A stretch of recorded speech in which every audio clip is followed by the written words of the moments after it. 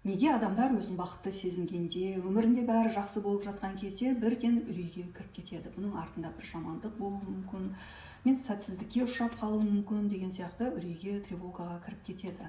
Бұның бәрі адамның өткен шағындағы белгілі бір тәжірибелерге байланысты.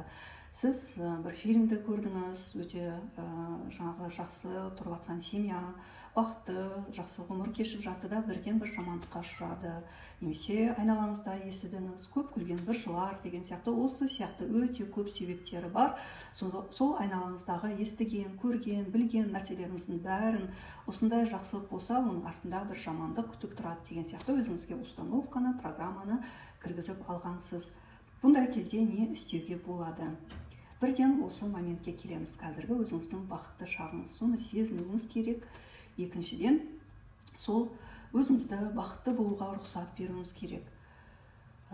Сол кездегі сезінген тревогаңыз болатын болса, үрейіңіз болатын болса, соның артынан кетіп қалмауыңыз керек. Бұның бәрі сіздің айналаңыздан алып алған белгілі бір установкаларым. Бұның артында ешқандай да жамандық жоқ деген сияқты өзіңізге кішкене осындай жұмыс жасауыңыз керек, өзіңізге түсіндіруіңіз керек. Ал егер де осындай өзіңізде установкалар, программаларыңыз көп болатын болса, үрейлеріңіз, қорқыныштарыңыз, өзіңізге сенімсіздік болатын болса, онда терең проработкаға, терапияға жазылыңыз. Ол үшін төменге терапия сөзін қалдырыңыз. Мен сізге көмектесемін.